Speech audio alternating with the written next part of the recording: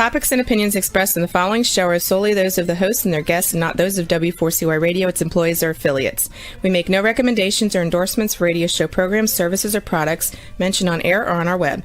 No liability, explicit or implied, shall be extended to W4CY Radio or its employees or affiliates. Any questions or comments should be directed to those show hosts. Thank you for choosing W4CY Radio.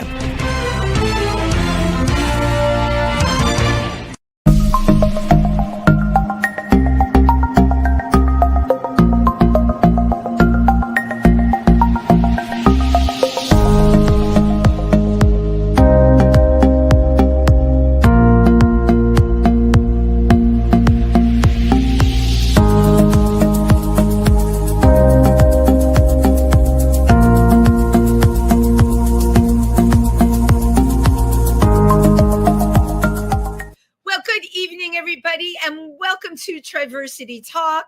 I'm your host, Wendy Stewart. I'm always so happy to see you all on a Wednesday night. You know, like Wednesday is hump day, and it's really the icing on the cake for me to be here on Wednesday nights and have all these great guests and get to talk to my audience, even though it's virtual, right? I know that you're out there. I know you can see me. I know you can hear me. Oh, and for those of you this week that were going to the Port Jervis Fall Festival, I hope you stopped by the Triversity table. I was there in the morning, and I have to tell you, it was just really, reaffirming in human beings to be at that table. For those of you who are listening in other parts of the United States, Triversity is the LGBTQ center out of Milford, Pennsylvania, and we support the tri-state area. And every time we get to do an event where we get to do what we call tabling, it's wonderful because you're dealing with the public. And the thing I love the best about it were the people that came up to the table, everything from teenagers that said, hey, we know about Triversity Center and we want to come by. You could tell it made them feel like they had a place, a safe space. But I think the thing that always is the most amazing to me is the grandparents that'll come up and say, hey, I have a trans grandchild and I love my grandchild. I want to do everything I can to support them. And to be able to support and give information to people like that is absolutely everything. You know, with all the stuff going on in the world, it really makes you feel like you're doing something. So again, if you're in the New York, New Jersey, or Pennsylvania area, upstate, please stop by the Triversity Center. We have a great resource book. We have a lending library. We have game nights. We have a book club. We have everything. And speaking of books, tonight's guest is a very familiar face. She's been on Triversity Talk before, both as a co-host, sometimes as a guest, sometimes as a panelist, but she's a very special person to me. Simone Kraus is the former vice president of Triversity Center in Milford and now co-founder of her own organization with her wife, Mary. It's called Homeward. You can find them on Facebook. And she's currently on the board of Out Montclair and La Brujas Club. I never say that correctly. I can never get that roll. But you can go online and read more about them. The thing about Simone, I don't want to read from a bio because I'm just ready to burst with pride so much tonight. 6 years ago, Simone wanted to get her story out there. And after a false lead that was very hurtful for the people that were involved, because, you know, there are all kinds of people that will say, hey, you know what, it's not going to cost you very much. They will take your money and, you know, tell you they're going to help you do a book. And it happens more often than not. And this was a not, right? Here we go. Fast forward 6 years later. Her book is 454 pages, wonderfully long, filled with content, beautifully structured, and an incredible memoir about her life. Please welcome Simone Kraus. Hey. Hey, how we doing? Welcome to the show. This is so great. I'm so excited having you on, and here, everybody, here is the book. I'm only halfway through it. It's a great book. You wrote a great book. Oh, thank you. Yeah, there was a lot I had to put into it. It took a village to do this. Right. I mean, when I first wrote this, it was like I was writing it for my therapist. So I just kind of wrote everything down, wrote it down, and then I came across someone at my church, and Lizzie Walker, who Lizzie, who helped me kind of weed out the stuff and write, and she taught me how to write. And what I wanted to do is that I actually saw on HBO Bruce Springsteen on Broadway, and before he played one of his songs, he told his story, and I said, I want to write just like that. Oh, that's right. What was it about his story that got to you, Simone? It was actually about his hometown and how his father was teaching him to drive, and that just touched me so much, the way he explained it. And I said, I want to be able to write and explain things like that. Well, Bruce Springsteen is very down home, Jersey boy. You're very Jersey girl. Yeah. Born and raised, everything about you. And that was, I think, an incredible direction for you because that is who you are. And that's what comes through in the book from, your relationships with your family, what happened to you in school, from your career as a pipe fitter and your relationships with those dudes. All of that comes through. And there's not only an incredible honesty to the book, I love the way you wrapped it around the current events at the time. How did you come up with that for a concept? You know what it is for writing the book, and as I had to write it, what I would do is I would think of where either I was in school or what job I was on before I went to bed. And I would then play over in my head. And when I woke up in the morning, I'm most creative around 4:00 in the morning. I'd get up and I'd get about 1 hour of creativity, and I would just write and write and write about that time period. So that's how I came about with all that. And I had to really look up dates of different things that happened. So that would trigger where I was on different jobs. I think, by the way, that is a brilliant way of working. We've had a number of writers on the show. Everyone has a different process, but I totally love your process. I do love that your most creative time, right? You knew it was 4 a.m. and that's when you would write for your hour or so. So you didn't push it past that. People hit the wall, as they call it, and writer's block, and it gets in the way for them. But you were really connected, that you understood that your best work could be done at that time. I think that it's a wise choice. I love I'm big on backstory. Like I always want to know, how do you get from A to B? And this is really, really something. The story itself is intriguing. People could say, you're Simone Kraus, right? You're not president of the United States. You're not a multi-million-dollar trust fund baby. You don't have a film coming out. You're Jenny from the block, as I am. How does Jenny from the block tell their story so that people are going to be so completely engaged, right, that they can't put it down, like myself? And I have to tell you, I'm so interested. I never gave a hoot about pipe fitting. I knew you were a pipe fitter when I met you. And, what would I care about pipe fitting? It's not anything that ever enters into my existence other than, if you need a plumber and they got to do something with your pipes, right? That's true for most people.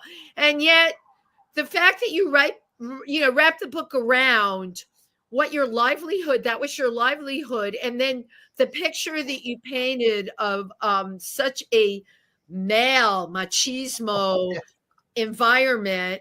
And here you had a deep secret, and yet you had to get up and go to work in that environment. I'd like to start like in the very beginning. And I want you to tell people, from the time you were little, you knew that there had been a mistake made. Oh yeah, I knew at the age of 5. And I talk about it in the book, getting up to bat for the first time, wiffle ball. and my brother was on the mound. And it's funny when you kind of remember these memories. Yeah. It's like it flips back and forth. Like one moment, I'm right there holding the bat, and I can see my brother out on the mound. And another time, as I'm thinking about it, it's like I'm sitting up on the roof of the house, and I'm looking at the whole thing play out in front of me.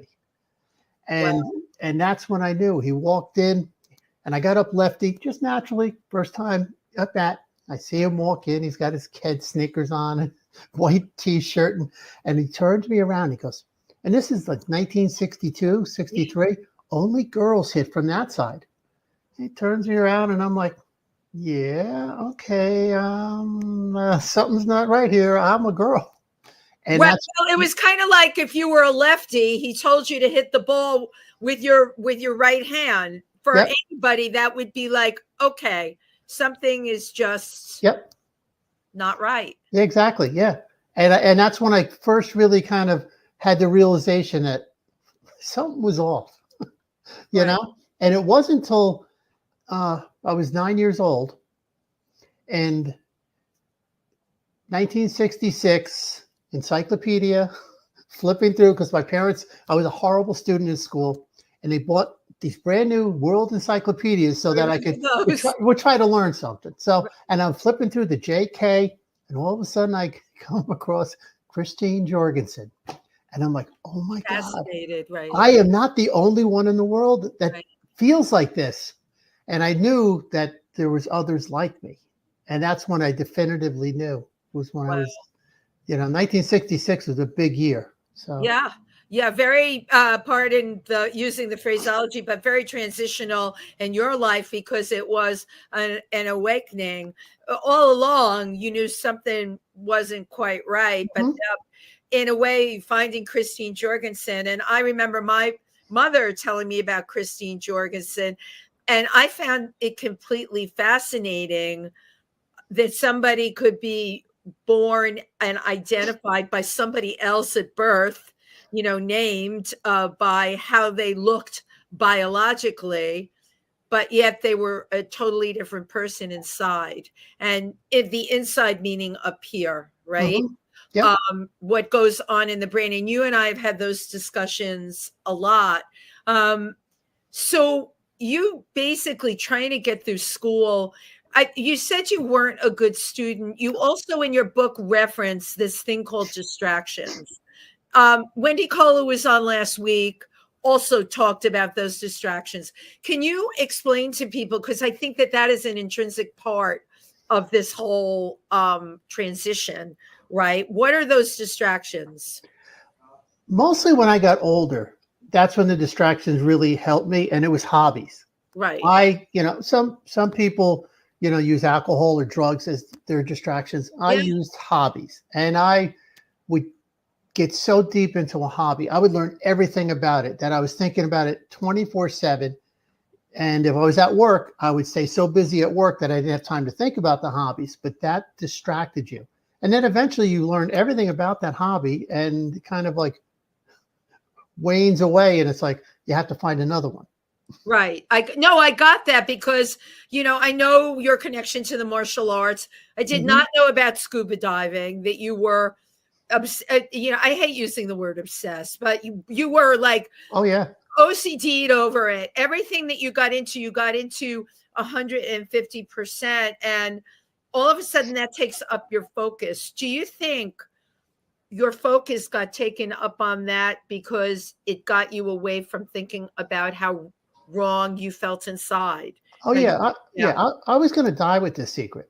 Right. I figured that, once I got to the point I fell in love with Mary, I was like, I'm tough enough. I'm going to die with the secret. This is going to go to the grave with me. And I write about it in the book. It's like, okay, when I get reincarnated, I'm going to get it right that time. I'm coming back as a woman. Exactly. I guess it makes me so sad that what you said, I'm going to die with this secret, because right now, all over the country, there are people living with that secret, and knowing that something's not right, and they'll go through their entire life that way. I do feel that by somebody like you coming out and telling your story in the detail that you have, it will be a big help for other people. In the same way you discovered Christine Jorgensen, because she was the only example. I know we had the Encyclopedia Britannica.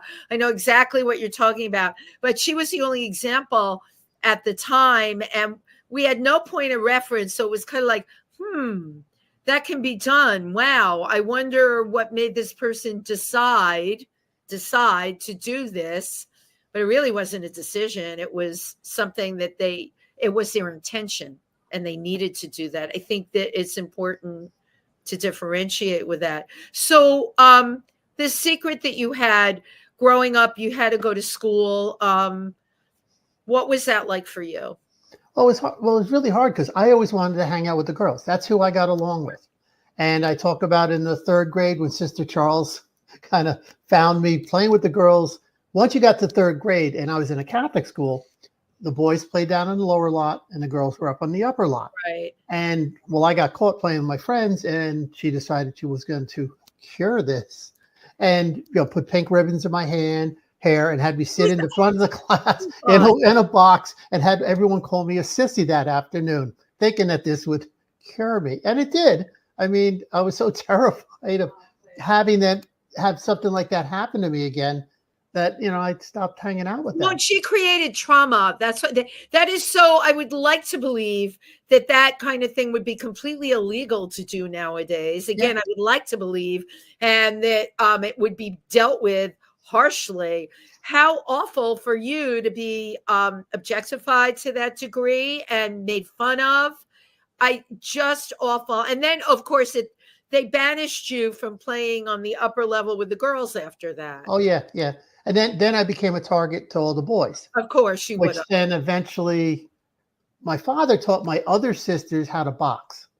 Tried to teach me, and I think after about 10 minutes, he just walked away shaking his head like, oh, this is not going to work.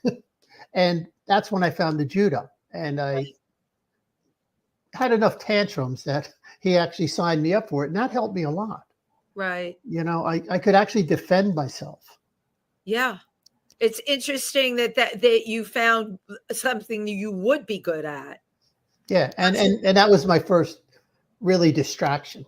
You you and your father were close. Somewhat close. He worked a lot. There was 5 people in the family, Yeah, right. He was in construction. He worked a lot of overtime. Right. And, so you only had like a sliver of time to spend with them each, So when I had the opportunity, I did. Like every Saturday morning, he'd go down to the paper store to get his paper, get his cup of coffee, the Daily News, a carton of cigarettes, and hang out with the guys talking. And I got to go and just be a pain. Right. But, that's what I did. Wow. So how were your relationships at the time with the rest of your family? My 2 older siblings, they were 5 and 7 years older than I was. So we really, didn't hang out. And both of them were brilliant, where I struggled in school, So, but there was far enough distance between us that we wouldn't have hung out. It was also in the midst of the 60s, which was, everything was changing. Women's rights, the war, so the whole structure of the nuclear family was changing. Yeah, exactly. So we didn't really hang out. And then I had 2 younger sisters, 2 years and 3 years younger than me. So most of the time was devoted to them.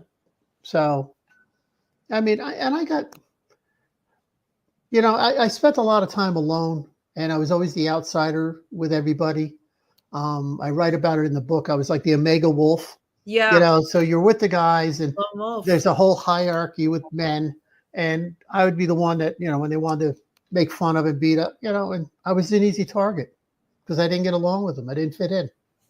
Right. And it's incredible to me, though, that you stayed in this male-oriented environment and continued. You did your job as a pipe fitter. You would take jobs outside so you could be in the sun. Yep. Not be dealing with them. And you were in the sun even when it was really freezing cold in the winter. I can't imagine how much warmer you were because of the sun. I thought of you on top of a roof, with the pipe stuff and doing all of that. And these guys would make fun of you. You know, they it's Well, kind of like going into the lunchroom and nobody wants to sit with you. You had year after year of that. That's a lot. you become a target, and you know what it is it manner. It's a pack mentality. You have the alpha, the beta, and then all the other ones will follow in. And I, you know, there was other guys that would get picked on too consistently.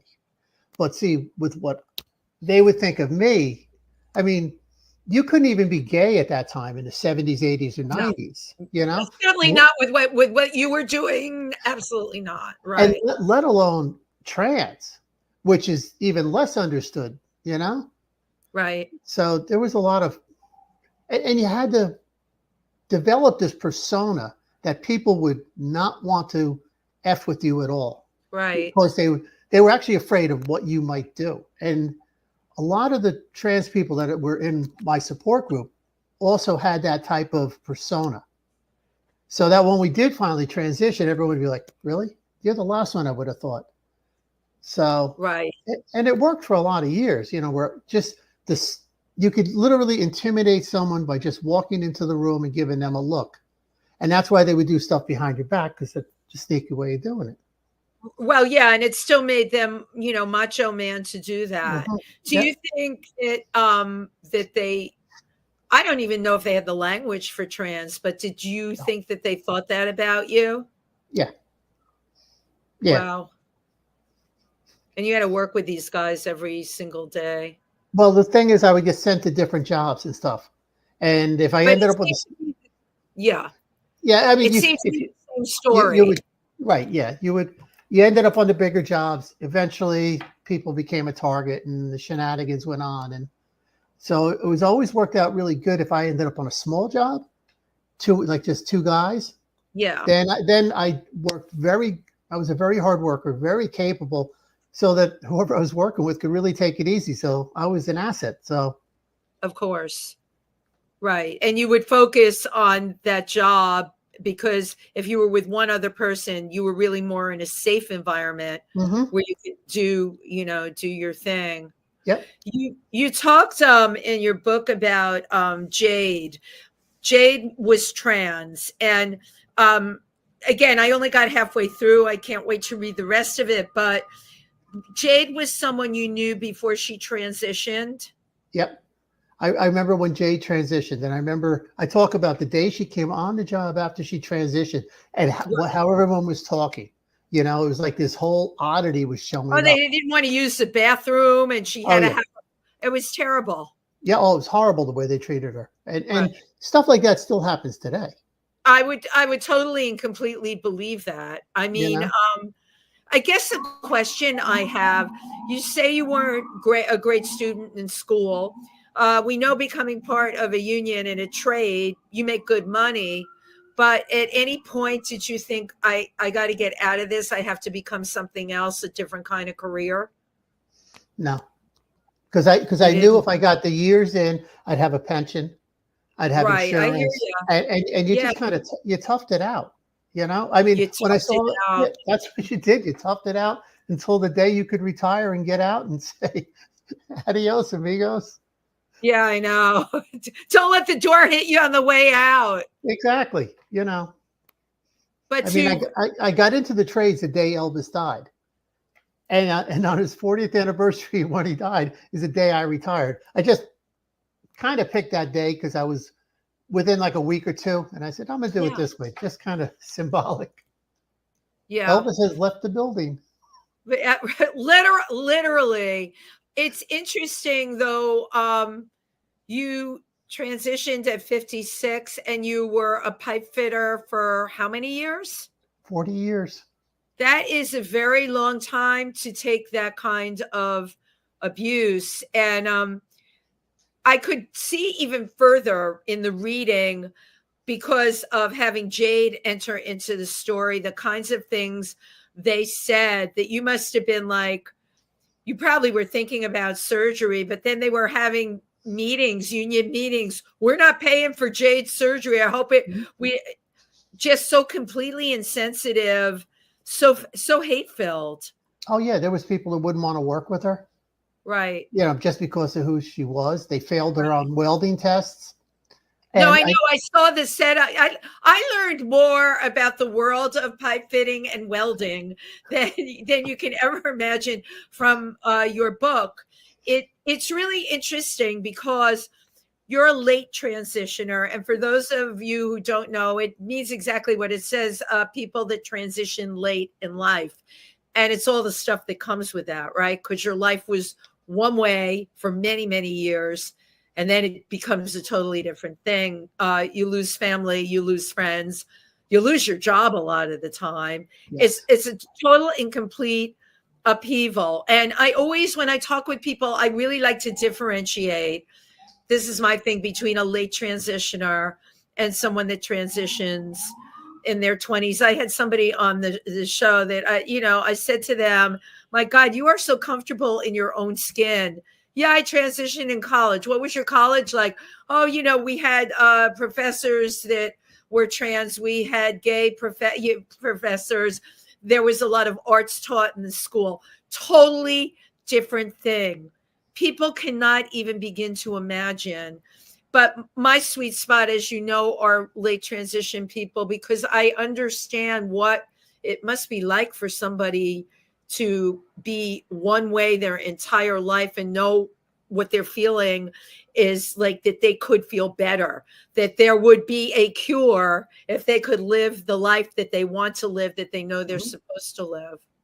But then there's all the stuff involved. I mean, that's no cakewalk either when you're in your 50s. I remember, like with you, the whole insurance thing that you went through. Yep.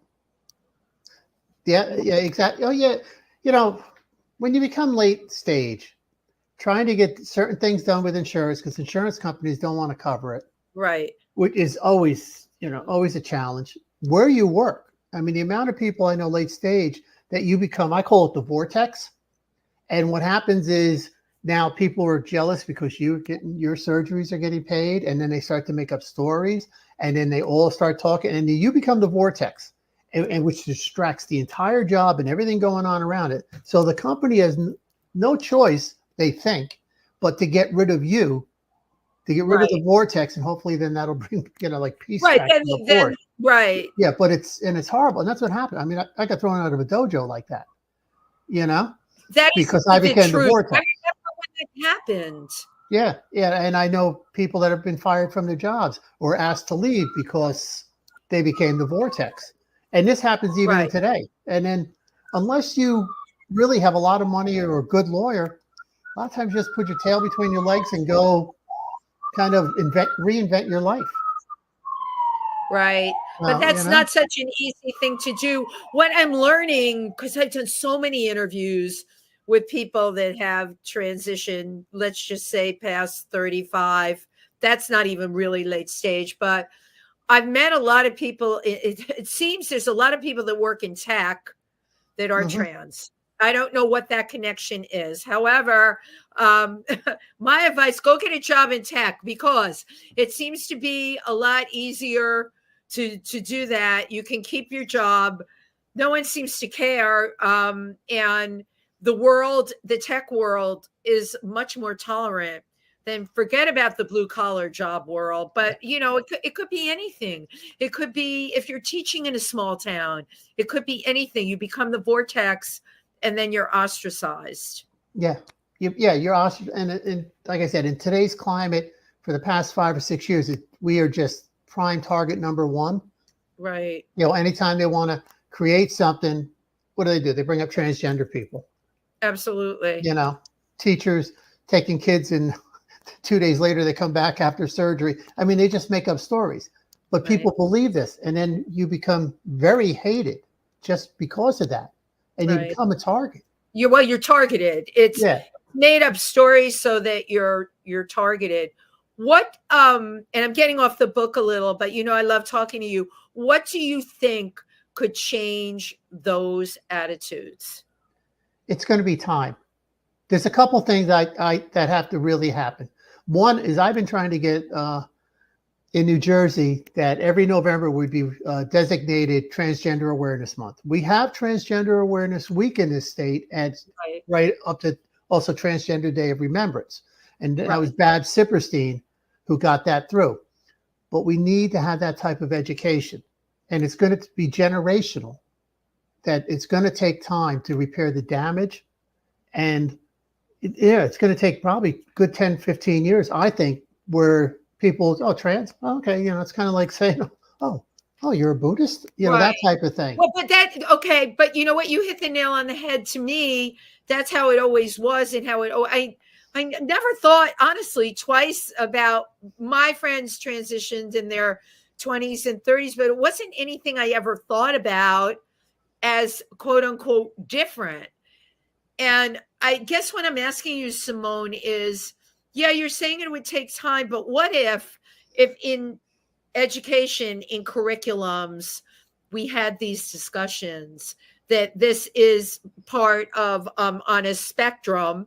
Okay, people can be all different, just like I don't know, Johnny has a good aptitude for math, Sarah's feeling like she wants to transition. Do you know what I mean? But that we take and we make it, it's not this big thing. It's just that people are all different. Okay, there's a couple of things. If you had the Equality Act go through, where 1964 Civil Rights Act, we would gender identity, sexual orientation, and women would have rights if we had the Equality Act go through. That, that is definitely one thing. But another thing is what gender dysphoria is. It's just genetics. It's, I mean, that's all it is. I mean, just because you have an XY chromosome does not mean your brain goes like this. I mean, someone can be born with why is someone born with a cleft lip? Why is somebody born with red hair and blue eyes and both parents have brown hair and brown eyes? I mean, it's just genetics. So what happens with trans people most of the time, and in the small studies they've done, is that when my brain developed, it developed structurally female and neurologically female. Absolutely. And that's what people can't wrap their heads around. And that's why someone who identifies as male that was assigned female at birth, their brain is structurally like that. And the structure of your brain is really who you are. It's not the other things I call window dressing. Right. All right. And you and I have had this conversation. But, I've tried to have this conversation with other people, and it goes into, well, what do you mean? What do you mean? They can't understand the genetic component, which we both understand is core to this discussion that we're having, and it's core to human beings. And I don't know, it's something I think about all the time. For lack of a better word, a trans brain, meaning or what does our friend Francisco call it? Left brain, right brain. I don't care what you want to call it. It's something that's got to do with genetics, and it's what a person is. It's like the person that's got the aptitude to be an amazing singer. It's got to do with who you are, and it comes from the brain, and they're not doing enough studies on it. And I personally feel people's attitudes are not going to change until those articles start getting published, like all over the place, where you can't get away from it, where they come out and say, we have proven.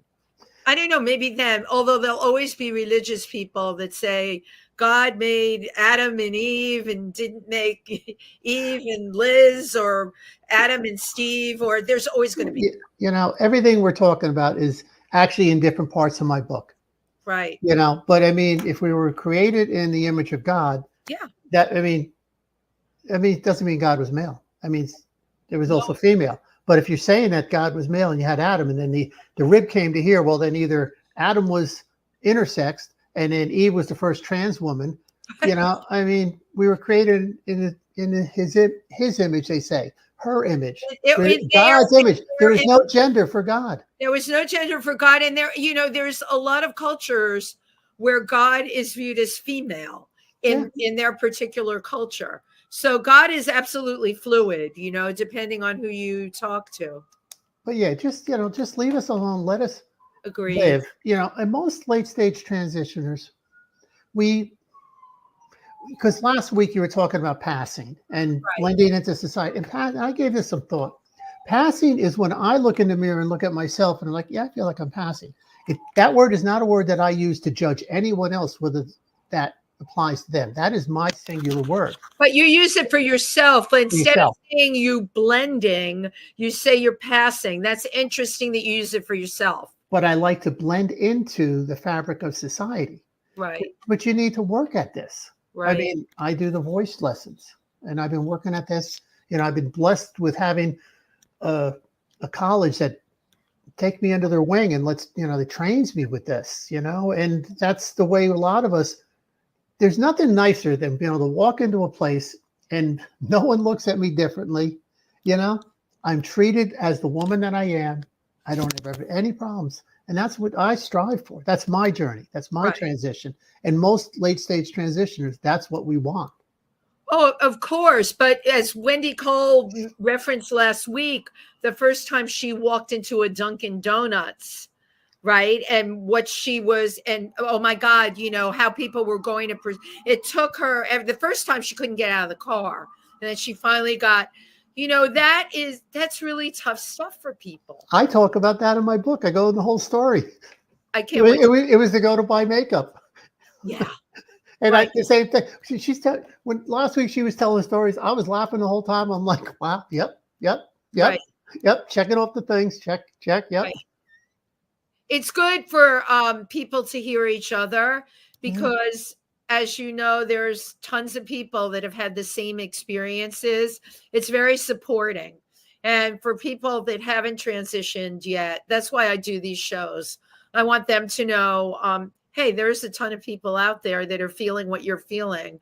And so many people have been ostracized or bullied growing up or at their job. It's really good to know that you got a big world of people that are like you and they got your back, Oh, yeah. And that you shared similar life experiences. One of the things I really enjoyed was the way you referenced being accepted by those females that you were hanging out with when you were there. And I think you were at the beach or something, and you took true pleasure hanging out with the girls. Well, yeah, that was my friends from Mawa. Right. Yep, Mawa story. Yep. And I hung out with them and had a great time and just blended right in. And in fact, the day I got married, I was running late to get to my wedding, and my friend dropped me off in the back. He swung around the front. Well, my 3 friends from Mawa showed up and they were parked in the back of the church. So I see them. They're giving me big hugs and kisses. I'm walking in arm in arm, and the priest comes out of the back of the church and only sees 1 car, 3 women walking me in.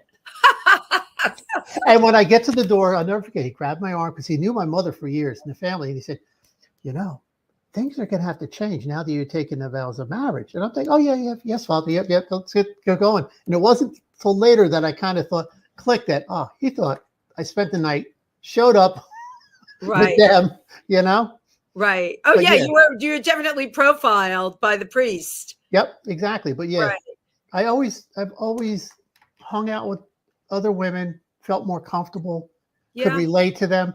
And if I did have a friend that was male, they were usually a little more viewed as matriarchal than a patriarchal, I mean, they had, so to translate that, more feminine, the men that were more, it's interesting because in my personal life, the men I like, gay men or straight men, have they're just obviously have a lot of feminine attributes.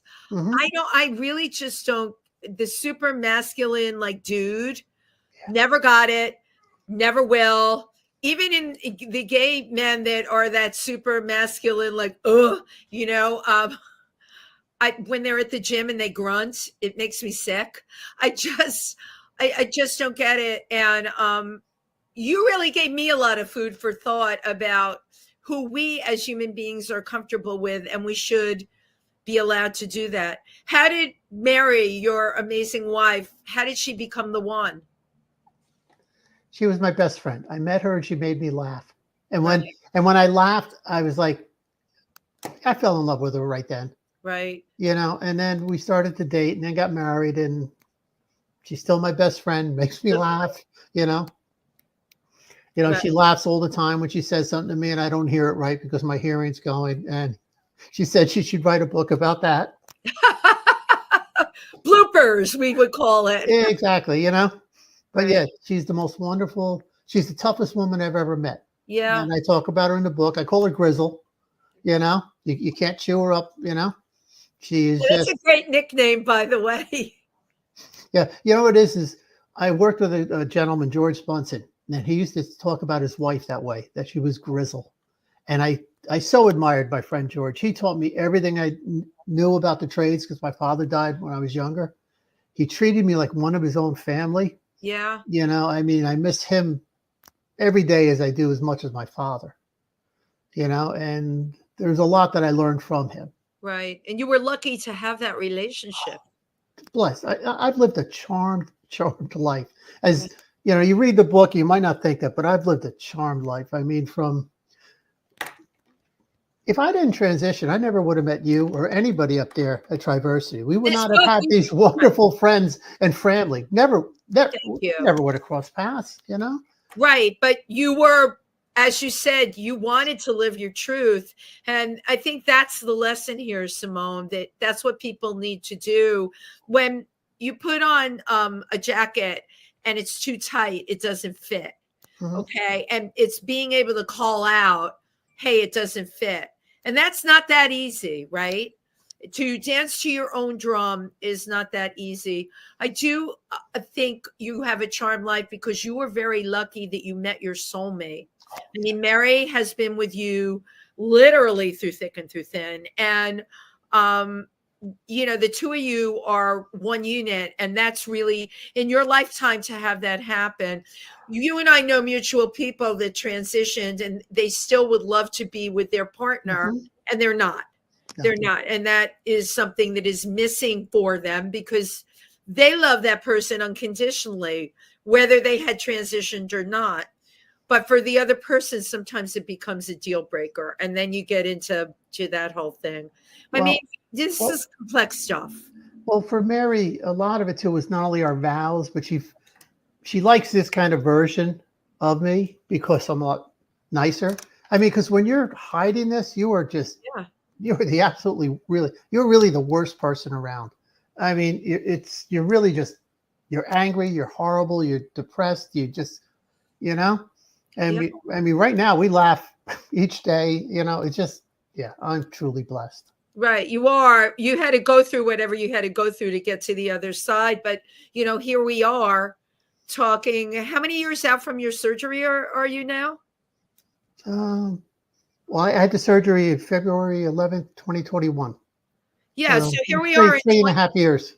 2024. And I remember everything leading up to that with the freaking insurance. And you had one insurance and then you lost that insurance. And the thing with your dojo group happened around then Yep. too, that they decided that you couldn't be part of that anymore. And I think what amazes me about you, a lot of people just would have run for cover because it was so many things.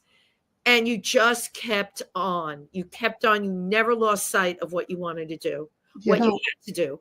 my father died when I was 14, and I really pretty much felt like I was on my own, Right. even though I had older siblings and whatnot. But Because I you didn't relate, I was pretty much made every decision. I was on my own, and I had to learn how to handle things and I learned how to be a nudge so that the people that really annoyed the hell out of me, I would get even somehow.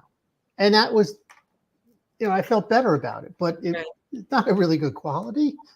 But yeah, but like in the book, if you look at the book cover, there's so much to that book cover. That I'm holding okay, it down for it. okay, so you have right now, you got the little up in the corner, you have the trans flag there. And Right. what it is anybody who's trans, they see that, they know exactly what this book is about. Right. And it's just a different wrapping, which my wife, that's how she referred to me. I said, but if you look at the label, I mean, usually the label on there, when you're given a gift, it goes to, from. This is from. From to, which is kind of a cryptic way of I went from to. And the dragonfly, you have to read the book, but that has a big significant meaning in the whole book. the dragonfly. Yeah, don't do a spoiler. No, I'm not. But I mean, I do have questions about the cover. It's a fabulous cover. All right. Let's face it, someone goes into a bookstore and sees this kind of cover, they're definitely taking this book off the shelf. All right. They want to know what's inside of it. Who designed the cover and who came up with the title? Mary came up with the title. Of course she did. And my vision was, I had that vision in my head, and it was a company, the Pacific Ghostwriters that we worked with, that they actually came back with setups of the, for the cover, and I changed a couple things, but I knew right in my head once I heard the title exactly what I wanted on there. Right. So. And I like that you mentioned ghostwriters. There's a valuable lesson for people that have been English majors and got their master's in creative writing. Much easier for them to write a book. I have to give a shout out. Yes, let's do it. Through my therapist, I met her daughter, Cassie, and Cassie edited my book so that when I sent it to the ghostwriters, I told them, I don't want anything really changed, because the way Cassie made my words sound, just because I can really be long-winded, and she just brought them down to an essence. Right. That when I started reading what she wrote, I actually said to her, are you in my head at night? Because that's exactly 4 a.m. Exactly. The way she wrote it is exactly the way I would feel and I would say it. I mean, it was spot on, perfect. I mean, I had the perfect editor. Brilliant. It's amazing how everything came together for you. Oh, yeah, charmed, Yeah, absolutely charmed. And the use of ghostwriters, especially with first time published people, it's really important to do that. My first book was Run on Sentences, Stream of Consciousness, and the person I work with was in Palm Springs. It would be 9:00 in New York, and he would get up at 6, and I would read him everything over the phone and email it to him. And then he would come back with it fixed up, but still in my words. However, if it was fixed up too much, I rejected it because that's not how I speak or how I think. I didn't want, I had to have me, the essence of me. And I have to tell you, Simone, this is completely you, this book, everything in it, Well, when you do write, and you get it edited, and you have to revisit constantly, especially the painful stuff. Right. And every time I had to revisit it and rewrite a little bit or whatnot, it just rips you up. Yeah. And honestly, when my book finally got out, I had like a relief, a weight off my shoulders. Oh, it's finally done. I don't have to have that where I have to revisit this over and over and over, which is like being in therapy. Yeah. Yeah. I mean, you revisit it enough time so that you desensitize yourself. But there's some things in life you never desensitize. Exactly. Was this book, would you say it was therapeutic for you to write it? Very therapeutic. Yep. And I hope it helps someone that either knows someone that's trans that wants to kind of, get how they went through it. Someone that's either contemplating it or someone that even went through the transition. Right. Because there's so much history in there about the community, and there's some funny pipe fitter stories in there. I mean, the one I love is how I basically, a line from a movie kept me from getting an ass kicking in 1988, and I found that out in 2011. What was the line? Oh, you have to read the book. She's not giving anything away. No. We have a couple of comments on here from Laura Cornier. We're proud to have you part of our pack, Simone. Laura's wonderful. Hi, Laura. Xavier Van Dyke. Hello. Is that Xavier from Colorado that was on the show? I think so. Yep. Hi, Xavier. How are you? Thank you for tuning in. It's incredible the amount of support you've got, Simone. How you've grown. None of this would have happened. I mean, now you're on the board of Out Montclair. I know, go figure. It's like, this is all stuff that would have never happened. And for somebody who wasn't a good student, you're a major speaker now. Think about all of this. I know. This is incredible what your truth has produced. I guess the lesson here that I want people to hear is, if you can do it, okay, if you can follow the path to the end, or even get off somewhere along the way, you'll have a better life. You'll have a happier life. Yes, you will. It's I read a book, and I talk about it a lot in this book, Way of the Peaceful Warrior.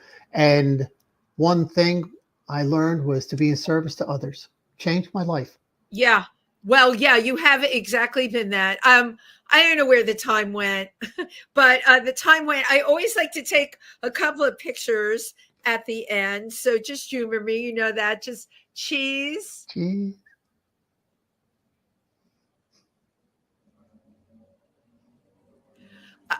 This is great having you. Real quick, tell people where they can find your book.